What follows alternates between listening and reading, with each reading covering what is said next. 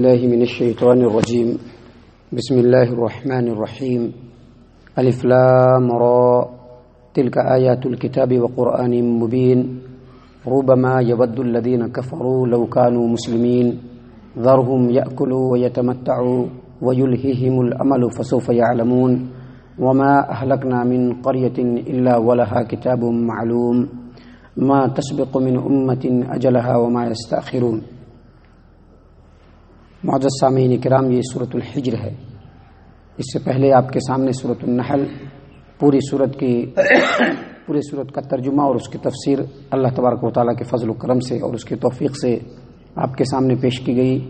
اور اب اس کے بعد ترتیب کے ساتھ پیچھے سے سورۃ الحجر، جس کا آرڈر اور جس کا نمبر قرآن کریم کے اندر ہمارے مصحف کے اندر سورہ نمبر 15 ہے، اس سورت کی تفسیر اور اس کا ترجمہ تھوڑا تھوڑا کر کے آپ کی خدمت میں اللہ کے توفیق سے پیش کیا جائے گا. معزز سامعین کرام، یہ سورۃ الحجر جو ہے یہ بھی مکی صورتوں میں سے ایک صورت ہے.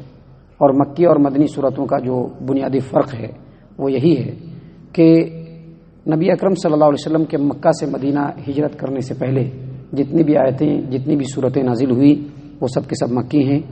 اور جب نبی صلی اللہ علیہ وسلم نے مکے سے مدینہ ہجرت کر لیا تو ہجرت کے بعد جتنی بھی صورتیں، جتنی بھی آیتیں نازل ہوئیں وہ سب کے سب مدنی ہیں. معزز سامعین کرام، اللہ تبارک و تعالیٰ نے اس صورت کا آغاز الف لام را سے کیا ہے. اللہ فرماتے ہیں الف لام را، الف لام را. جیسا کہ قرآن کریم کے اندر اس کے علاوہ بھی کئی جگہوں پر الف لام میم ہے، الف لام میم را ہے، کاف ہا یا عین صاد ہے، حا میم عین سین قاف ہے. تو یہ جو الفاظ ہیں جو الگ الگ ہیں ان کو حروف مقطعات کہا جاتا ہے.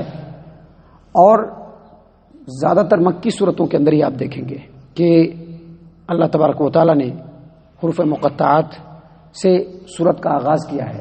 اس کی وجہ یہ ہے کہ اس کے بارے میں مفسرین نے فرمایا ہے، تقریباً تمام مفسرین کا یہ کہنا ہے کہ الف لام را یا اس طرح کے جو حروف مقطعات ہیں اس کے معنی، اس کے مفہوم اور اس کے مطلب کو اللہ تبارک و تعالیٰ کے علاوہ کوئی نہیں جانتا ہے.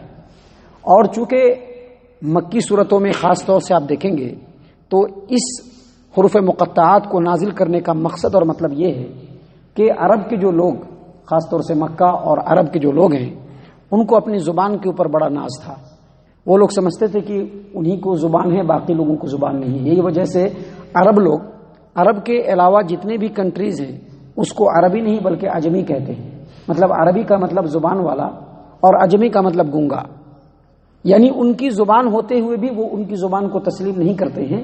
اسی وجہ سے اپنے آپ کو عربی اور اپنے علاوہ جو دوسرے لوگ ہیں ان کو عجمی کہتے ہیں. اور عربی لوگوں کو اپنی زبان پر بڑا ناز تھا، جس کی وجہ سے وہ فصیح و بلیغ عربی زبان استعمال کرتے تھے. لیکن جب محمد عربی صلی اللہ علیہ وسلم قرآن کریم لے کر کے آئے اور قرآن کریم کے جو الفاظ اور اس کے جو جملے ہیں وہ بالکل فصیح ترین ہیں، بلکہ فصاحت و بلاغت کے بہت اعلیٰ مقام پر جو ہے یہ کلام پاک کے جو الفاظ ہیں وہ فائز ہیں. لیکن چونکہ اس کی جو باتیں ہیں وہ مکہ والوں کے بالکل خلاف پڑتی تھی. ان کی سوچ، ان کی فکر، ان کے عقیدے، ان کے معاملات، ان کے تمام چیزوں کے بالکل اپوزٹ تھی اس کی تعلیمات.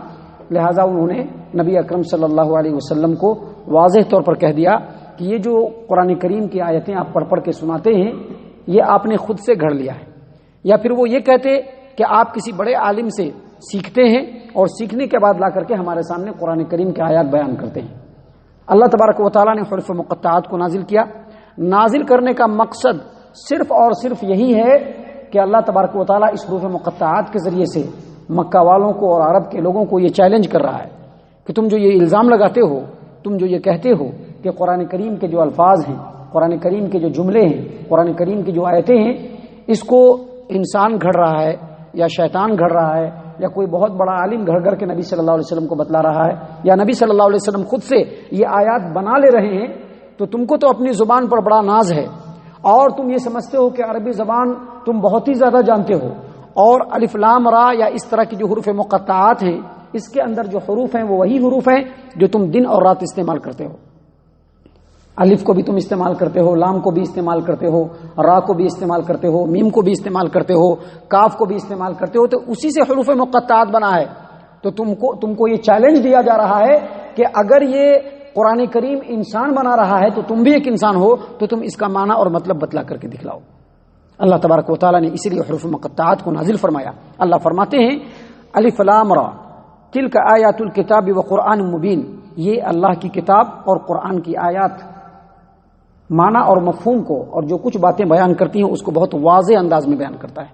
الف لام را تلک آیات الکتاب و قرآن مبین، یہ اللہ کی کتاب ہے، یہ قرآن کریم کی آیات ہے جو بالکل واضح اور کلیئر ہر چیز کو بیان کرتی ہے۔ واضح اور کلیئر کیا چیز بیان کرتی ہے؟ اس کے بارے میں مفسرین نے کہا ہے کہ انسان جو پیدا ہوتا ہے، پیدا ہونے کے جتنے بھی حالات ہیں سب کو بھی قرآن کریم بالکل واضح اور کھول کھول کر کے بیان کرتا ہے۔ انسان جب پیدا ہو جاتا ہے تو اس کے پیدائش سے لے کر کے موت تک جتنے بھی حالات آئیں گے اس کو بھی قرآن کریم کھول کھول کر کے بیان کرتا ہے، اور موت کے بعد کے جو حالات ہیں قیامت تک کے ان تمام کو قرآن کریم بالکل واضح اور کھلم کھلا بیان کرتا ہے۔ اسی لیے اللہ تبارک و تعالیٰ نے فرمایا تلک آیات الکتاب و قرآن مبین، یہ اللہ کی کتاب ہے، قرآن کریم کی آیات ہے جو بالکل واضح اور کھول کر کے تمام مسائل کو بیان کرتی ہے۔ آگے اللہ تبارک و تعالیٰ نے فرمایا ربما یود الذین کفروا لو کانوا مسلمین، ایک وقت آئے گا کہ کافر لوگ یہ خواہش کریں گے، ربما یود الذین کفروا، ایک وقت آئے گا کہ کافر لوگ چاہیں گے کہ وہ مسلمان ہو جائیں، لو کانوا مسلمین، کی کاش کہ وہ مسلمان ہو جاتے۔ یہ جو ربما کا جو لفظ ہے یہ عربی لفظ ہے، اور یہ جو ربما ہے یہ تقلیل اور تکثیر، یعنی کبھی کبھی اور ہر وقت دونوں کے لیے آتا ہے۔ بسا اوقات بھی اس کا ترجمہ ہو سکتا ہے اور ہر وقت بھی اس کا ترجمہ ہو سکتا ہے۔ کبھی کبھی اس کا ترجمہ کب ہوگا؟ جب کوئی آدمی ہے جس کے بارے میں ہم کو امید ہے کہ وہ ہم کو یاد کرتا ہوگا، لیکن یاد کرنے کی امید کے بعد بھی وہ ہم کو یاد نہ کرے تو ہم یہ کہیں گے کہ کبھی تو یاد کرو گے، تو اس کے لیے ربما کا لفظ استعمال ہوگا۔ اور ہر وقت کے معنی میں بھی استعمال ہوتا ہے، کیونکہ کافر لوگ جب سے اسلام اس روئے زمین پر آیا ان کے سامنے بہت سارے ایسے مواقع آئے کہ انہوں نے دل کے اندر اپنی خواہش کا اظہار کیا، انہوں نے اپنے دل میں کہا کہ کاش کہ ہم بھی مسلمان ہوتے۔ مثال کے طور پر اللہ تبارک و تعالیٰ نے جب محمد صلی اللہ علیہ وسلم کو حکم دیا ہجرت کر کے نبی صلی اللہ علیہ وسلم مکہ سے مدینہ آئے، اور مدینہ آنے کے بعد 300 مسلمانوں نے 1000 کفار مشرکین کی چھکے چھڑا دیے اور ان کی خوب پٹائی کی، تو اس وقت ان کے دل میں یہ خیال آیا، بہت سارے کافروں کے دل میں، کہ کاش ہم بھی مسلمان ہوتے۔ وہاں سے بات آگے بڑھی تو اس کے بعد بہت سارے موقع آئے، غزوہ خندق کے موقع سے بھی بہت سارے کفار و مشرکین کا لشکر تھا، لیکن اس کے باوجود اللہ تبارک و تعالیٰ نے مسلمانوں کی حفاظت فرمائی۔ اس کے بعد دیکھیے فتح مکہ، اور اس کے بعد اللہ تبارک و تعالیٰ نے مسلمانوں کو بہت زیادہ عزت و سربلندی دی، تو اس کے مقابلے میں کافروں نے کہا کہ کاش کہ ہم مسلمان ہوتے۔ معزز سامعین کرام، یہ دنیا کی زندگی میں بھی ہوگا اور آخرت کی زندگی میں بھی ہوگا۔ دنیا کی زندگی میں کب ہوگا؟ جب ایک کافر موت کے مقام پر پہنچے گا، اور پہنچنے کے بعد جب ڈراؤنی شکل میں فرشتہ اس کے روح کو نکالنے آئے گا، اور جب وہ فرشتے کی ڈراؤنی اور ہیبتناک صورت کو دیکھے گا تو اس وقت بھی کافر کے دل میں یہ خیال آئے گا کہ کاش ہم ایمان والے ہوتے تو ایسے فرشتے سے آج دوچار نہیں ہونا پڑتا۔ اور قیامت کے میدان میں بھی ہوگا۔ اور اس آیت کریمہ کی تفسیر میں عبداللہ ابن عباس رضی اللہ عنہما اور انس بن مالک رضی اللہ عنہما اس آیت کریمہ کی تفسیر میں بیان کرتے ہیں۔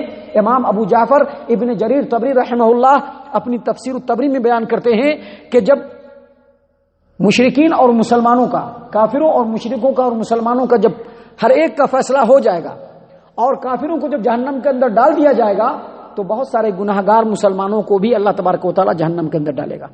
یعنی وہ مسلمان ہوں گے لیکن گناہگار ہوں گے، ان کو اللہ تبارک و تعالیٰ جہنم میں ڈالے گا۔ تو کفار مشرکین دیکھیں گے اور کہیں گے کہ یہ تو مسلمان ہے، پھر یہ جہنم میں کیسے آ گیا؟ تو وہ بولیں گے کہ تمہارا اسلام لانا، تمہارا ایمان لانا کچھ بھی کام نہیں دیا، دیکھو آج تم ہمارے ساتھ جہنم کے اندر پڑے ہوئے ہو۔ تو اللہ تبارک و تعالیٰ ناراض ہو جائے گا، اللہ کو غیرت آئے گی، اور تمام کے تمام مسلمانوں کو وہاں سے نکال دیں گے، جتنے بھی موحدین ہوں گے سب کو جہنم سے نکال کر کے جنت میں اللہ تبارک و تعالیٰ اپنے کمال رحمت اور فضل سے ڈال دیں گے۔ تو اس وقت بھی کافر یہ خواہش ظاہر کریں گے، یہ تمنا کریں گے کہ ربما یود الذین کفروا لو کانوا مسلمین۔ ایک وقت آئے گا کہ جب کافر یہ چاہیں گے، یہ تمنا کریں گے، یہ خواہش کریں گے کاش ہم مسلمان ہوتے۔ اللہ فرماتے ہیں ذرہم یاکلوا ویتمتعوا وَيُلْهِهِمُ الْأَمَلُ فَسَوْفَ يَعْلَمُونَ۔ اے محمد صلی اللہ علیہ وسلم، ایک وقت آئے گا کہ یہ لوگ چاہیں گے، تمنا کریں گے کہ ہم مسلمان ہو جائیں، لہٰذا آج آپ اس کو چھوڑ دیجئے تاکہ وہ اس روئے زمین پر رہ کر کے کھائے پیئیں، فائدہ اٹھائیں، خوب مزے اڑائیں، اور ان کی جو لمبی چوڑی آرزویں ہیں ان آرزوؤں میں یہ کھوئے رہیں، غافل رہیں، لیکن ان قریب جب ان کے اوپر موت آئے گی تو یہ جان لیں گے کہ دنیا کی زندگی کی کیا حیثیت تھی اور آخرت کی زندگی کی کیا حیثیت ہے۔ معزز سامعین کرام، اگلی دو آیات ہیں، اس میں اللہ تبارک و تعالیٰ نے فرمایا خاص طور سے مشرکین مکہ کو کہ ما اہلکنا من قریۃ الا ولہا کتاب معلوم، کسی بھی بستی کو جب اللہ تبارک و تعالیٰ ہلاک و برباد کرتا ہے تو اس کے لیے وقت مقرر کر دیتا ہے، وقت مقرر کر دیتا ہے۔ ما تسبق من امت اجلها وما يستاخرون، اور جب کسی امت اور کسی بستی کے اوپر اللہ تبارک و تعالیٰ عذاب کے وقت کو مقرر کر دیتا ہے تو مقرر وقت میں ہی عذاب آتا ہے، نہ اس میں ڈیلے ہوتا ہے اور نہ جلدی ہوتا ہے۔